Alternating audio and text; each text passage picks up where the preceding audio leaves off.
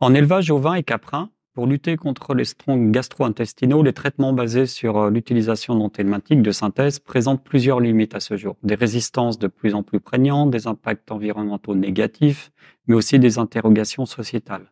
Ce projet CASDAR, qui s'appelle Fastoche, avait pour objectif de proposer aux éleveurs des solutions alternatives agroécologiques basées sur le pâturage de plantes riches en métabolites secondaires bioactifs, dont les tannins condensés, mais on appelle ça aussi des plantes bioactives. 14 structures partenaires de la recherche, du développement, de l'enseignement ont participé aux travaux, ainsi qu'une centaine d'éleveurs. 3 filières animales ont été concernées, les caprins, les ovins à lait, les ovins viande, et 4 plantes ont été étudiées, le sainfoin, le plantain et la chicorée. En fait, l'idée globale était d'étudier ces plantes pour mesurer leurs intérêts sanitaires, zootechniques, économiques et environnementaux. Ce sont 614 agneaux qui ont été utilisés dans les essais et 364 en élevage avec des mesures allégées. 3 plantes ont été testées, sainfoin, chicorée et plantain, sous forme de cure ou en continu. Les cures de 2 à 4 semaines n'ont pas eu d'effet sur les niveaux d'excrétion des animaux. Ils ont continué cependant à croître dans la majorité des cas. Au niveau des résultats obtenus avec un pâturage continu, ils sont moins tranchés. Le sainfoin ne permet pas de s'affranchir des traitements antiparasitaires.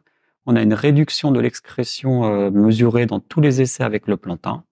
Dans seulement l'un d'entre eux, l'économie d'un traitement chimique est alors possible. Plus encourageant avec la chicorée, on a observé une réduction de 300 à 400 œufs de strongle qui a été mesurée dans 3 essais. Le comptage des vers dans la caillette de l'intestin confirme cette tendance. Par contre, le seuil des 500 œufs par gramme, usuellement admis pour le recours à un traitement chimique, a été dépassé dans 2 essais sur les 3. Le principal enseignement de ce projet, c'est que les plantes à métabolites secondaires testées ne remplacent pas un traitement antiparasitaire chimique. Par contre, selon le contexte pédoclimatique, ils peuvent être intéressants au niveau agronomique, en particulier et zootechnique, et par conséquent au niveau technique et sans doute aussi parfois environnemental. Alors, la liste des livrables est relativement longue. Elle a touché tous les publics, les éleveurs, les techniciens, les enseignants, les apprenants, les chercheurs. Elle a revêtu également plusieurs formes, écrites, orales et également sous forme de vidéo. Suite à ce projet, plusieurs autres voies pour contrôler le parasitisme des petits ruminants sont en cours d'exploration.